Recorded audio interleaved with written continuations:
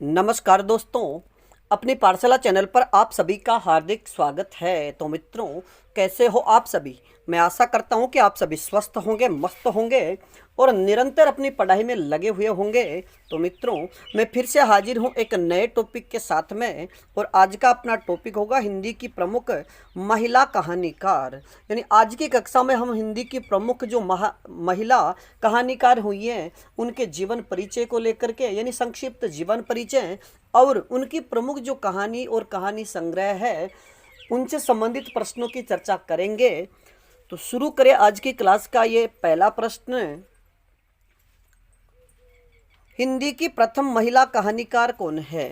हिंदी की प्रथम महिला कहानीकार कौन है? तो इसका सही उत्तर होगा बंग महिला।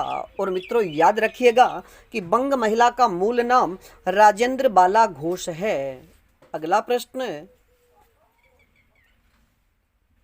सुमित्रा कुमारी सिन्हा को हिंदी की प्रथम नारीवादी कहानीकार किसने माना है? सुमित्रा कुमारी सिन्हा को हिंदी की प्रथम नारीवादी कहानीकार किसने माना है? तो इसका सही उत्तर होगा गोपाल राय ने। अगला प्रश्न, राजेंद्र बाला घोष का जन्म कब व कहाँ हुआ? यानी हिंदी की प्रथम महिला कहानीकार राजेंद्र बाला घोष यानी बंग महिला का जन्म कब व कहाँ हुआ?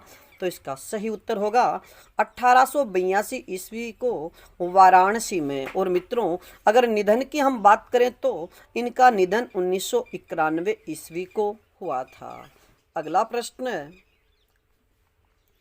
बंग महिला की प्रमुख कहानी कौन कौन सी है? बंग महिला की प्रमुख कहानी कौन कौन सी है? तो इसका सही उत्तर होगा मित्रों, अब जो बंग महिला यानी राजेंद्र बाला घोष है उनकी जो प्रमुख कहानियां हैं उनकी अब चर्चा करेंगे।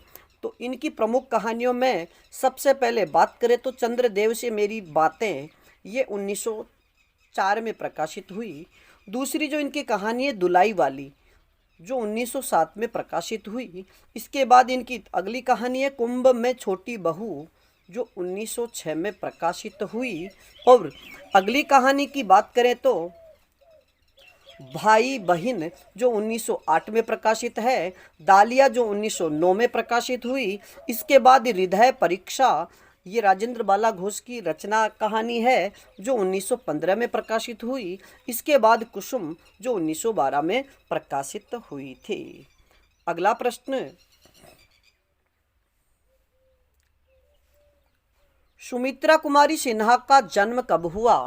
सुमित्रा कुमारी सिन्हा का जन्म कब हुआ? तो इसका सही उत्तर होगा 1913 ईस्वी को फैजाबाद, उत्तर प्रदेश में। अगला प्रश्न, अचल सुहाग और वर्षगांठ कहानी संग्रह किसके हैं?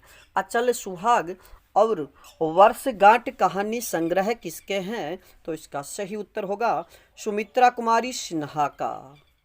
और मित्रों, अब बात करें आज की क्लास का ये अगला प्रश्न, सुभद्रा कुमारी चौहान का जन्म कब हुआ था? सुभद्रा कुमारी चौहान का जन्म कब हुआ?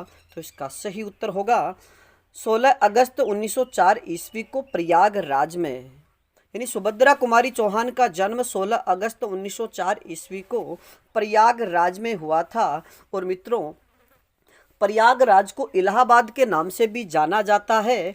और सबसे महत्वपूर्ण बात तथ्य है कि इन्होंने कुल 51 कहानियां लिखी है। यानी सुभद्रा कुमारी चौहान ने कुल 51 कहानियां लिखी है।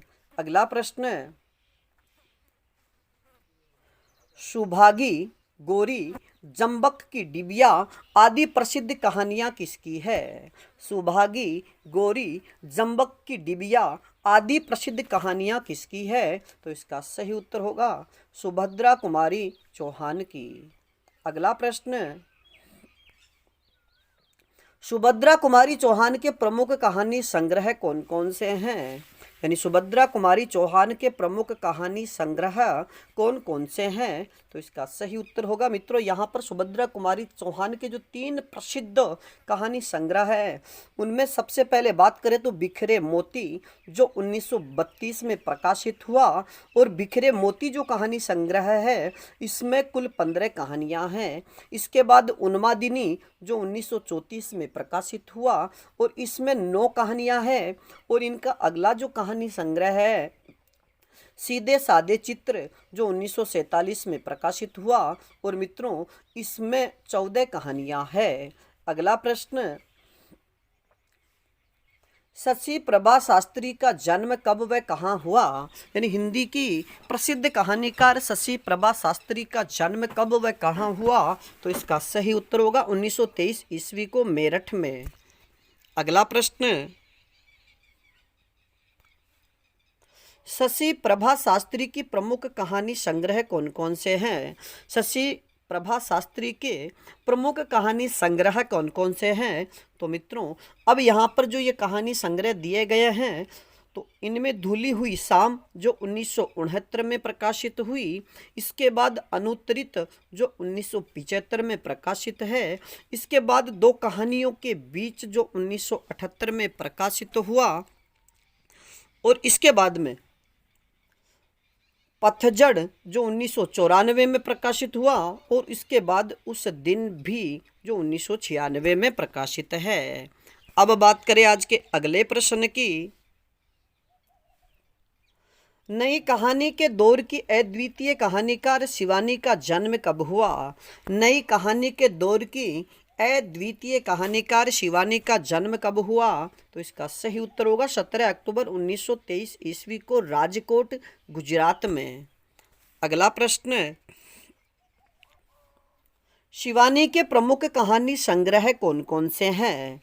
शिवानी के प्रमुख कहानी संग्रह कौन कौन से हैं? तो मित्रों शिवानी के प्रमुख कहानी संग्रहों की हम चर्चा करें तो लाल हवेली जो 1965 में प्रकाशित हुआ, इसके बाद पुष्पहार जो 1969 में प्रकाशित हुआ, इसके बाद अपराधिनी जो 1972 में प्रकाशित है और इसके बाद अगली रचना की बात करें, अगले कहानी संग्रह की चर्चा करें तो रति विलाप जो 1977 में प्रकाशित है। अगला प्रश्न, ममता कालिया का जन्म कब व कहाँ हुआ? यानी हिंदी की कहानीकार ममता कालिया का जन्म कब व कहाँ हुआ?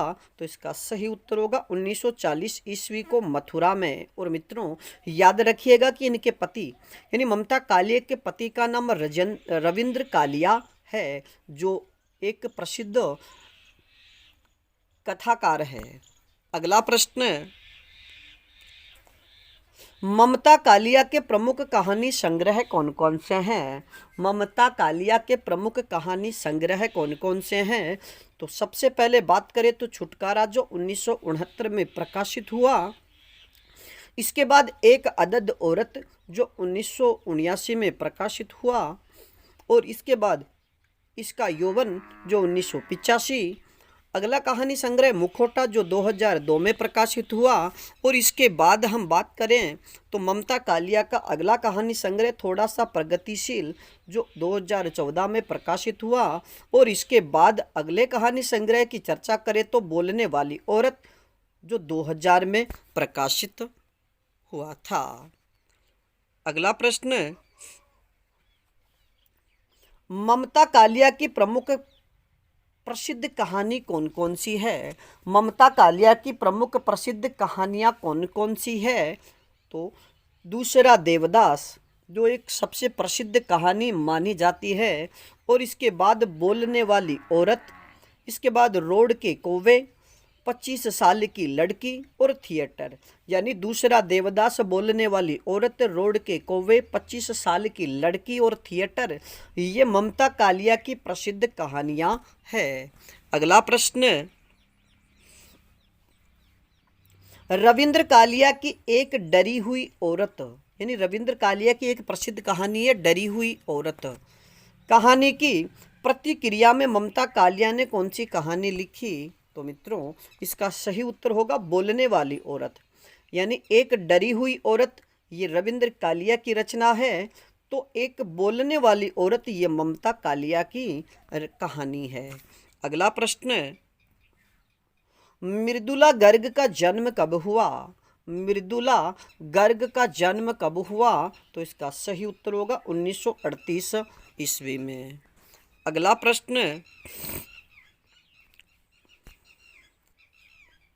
मृदुला गर्ग की किस कहानी में इंदिरा गांधी की हत्या के बाद दिल्ली में होने वाले सांप्रदायिक दंगों का चित्रण है? यानी मृदुला गर्ग की किस कहानी में इंदिरा गांधी की हत्या के बाद दिल्ली में होने वाले जो सांप्रदायिक दंगे थे उनका चित्रण किया गया है? तो इसका सही उत्तर होगा अगली सुबह। और मित्रों अब याद रखिएगा, यानी अगली जो कहानी है विनाश दूत, इस कहानी में यानी मृदुला गर्ग की जो एक कहानी है विनाश दूत, इस कहानी में भोपाल गैस त्रासदी का चित्रण किया गया है। तो इसके बाद उन्होंने जो दूसरी कहानी लिखी बेनकाब, इस कहानी में चंबल क्षेत्र में होने वाले अत्याचार और शोषणों का चित्रण किया गया है। अब बात करें आज के अगले प्रश्न की, मंजुल भगत का जन्म कब हुआ? और मित्रों यानी हिंदी की प्रसिद्ध कथाकार मृदुला गर्ग की बहन का नाम मंजुल भगत है। तो ये मंजुल भगत का जन्म कब हुआ? तो इसका सही उत्तर होगा 1936 ईस्वी में। अगला प्रश्न, मंजुल भगत के प्रमुख कहानी संग्रह कौन कौन से हैं? मंजुल भगत के प्रमुख कहानी संग्रह कौन कौन से हैं? तो गुलमोहर के गुच्छे जो 1974 में प्रकाशित हुआ, इसके बाद टूटा हुआ इंद्रधनुष जो 1976 में प्रकाशित हुआ, और इसके बाद हम चर्चा करें तो क्या छूट गया जो 1976 में प्रकाशित हुआ, और अगली कहानी संग्रह की चर्चा करें तो आत्महत्या के पहले जो 1979 में प्रकाशित हुआ, और इसके बाद 52 पत्ते एक जोकर। मित्रों एक सीधा नाम देकर के भी आपसे पूछा जा सकता है कि 52 पत्ते एक जोकर कहानी संग्रह किसका है? तो मंजुल भगत का जो 1982 में प्रकाशित हुआ। अगली रचना की बात कर अगले प्रश्न की बात करें तो उषा प्रेमवदा का जन्म कब हुआ? तो इसका सही उत्तर होगा 24 दिसंबर 1930 ईस्वी को कानपुर में। अगला प्रश्न है, उषा प्रेमवदा के प्रमुख कहानी संग्रह कौन कौन से हैं?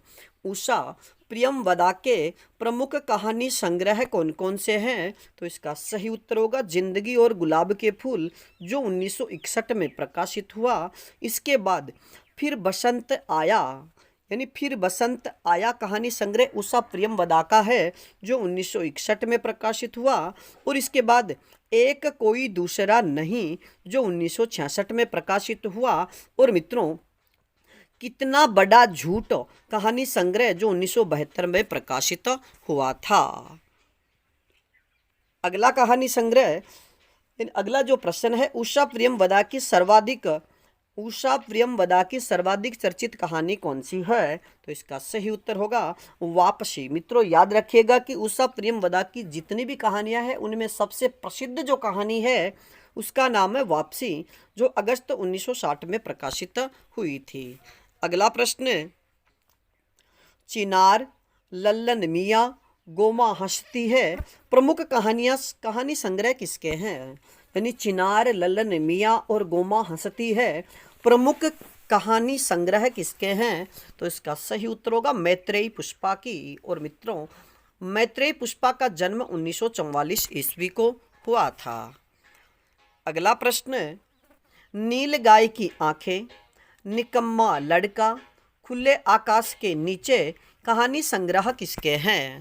यानी नील गाय की आंखें, निकम्मा लड़का, खुले आकाश के नीचे, ये कहानी संग्रह किसके हैं? तो इसका सही उत्तर होगा नमिता सिंह के। और मित्रों नमिता सिंह की बात करें तो इनका जन्म 1944 ईस्वी में हुआ था। अगला प्रश्न, नासिरा शर्मा के प्रमुख कहानी संग्रह कौन कौन से हैं? यानी हिंदी की प्रसिद्ध कथाकार नासिरा शर्मा के प्रमुख कहानी संग्रह कौन कौन से हैं? तो सबसे पहले बात करें तो सामी कागज जो 1980 में प्रकाशित हुआ, इसके बाद पत्थर गली जो 1986 में प्रकाशित हुआ, इसके बाद संसार जो 1993 में प्रकाशित हुआ था, और मित्रों इसके बाद हम अगले कहानी संग्रह की चर्चा करें तो खुदा की वापसी जो 1998 में प्रकाशित हुई, और इसके बाद हम बात करें तो दूसरा ताजमहल जो 2002 में प्रकाशित हुआ था। अगला प्रश्न, कृष्णा अग्निहोत्री का जन्म कब व कहाँ हुआ? कृष्णा अग्निहोत्री का जन्म कब व कहाँ हुआ? तो इसका सही उत्तर होगा 1934 ईस्वी को नशीराबाद अजमेर में। यानी कृष्णा अग्निहोत्री का संबंध राजस्थान से है और इनका जन्म 1934 ईस्वी को नशीराबाद में हुआ था। अगला प्रश्न,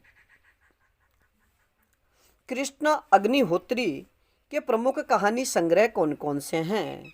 कृष्णा अग्निहोत्री के प्रमुख कहानी संग्रह कौन कौन से हैं?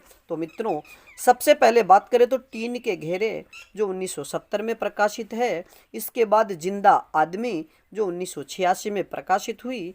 इसके बाद सर्पदंश जो 1997 में प्रकाशित हुई। और मित्रों इसके बाद हम बात करें तो अपने अपने कुरुक्षेत्र जो 2001 में प्रकाशित कहानी संग्रह है। और इसके बाद हम अगर बात करें तो मानवी जा सांझी जो 2013 में प्रकाशित कहानी संग्रह है। और अगर बात करें तो कठे जाना यानी कठे जाना कहानी संग्रह 2015 में प्रकाशित हुआ था। अब बात करें आज के अगले प्रश्न की,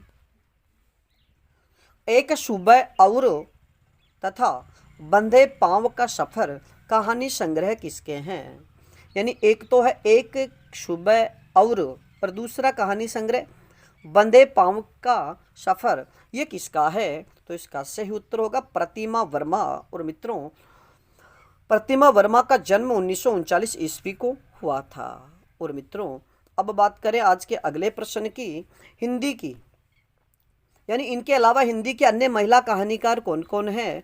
तो इसके बात करें तो सूर्यबाला जिसका जन्म 1944 ईस्वी को हुआ। इसके बाद चित्रा मुगदल जिनका जन्म 1944 ईस्वी को हुआ। इसके बाद मेरुनिसा परवेज जिनका जन्म 1944 को हुआ। इसके बाद मृणाल पांडे जिनका जन्म 1946 को हुआ। और इनके बाद अगर बात करें तो मणिका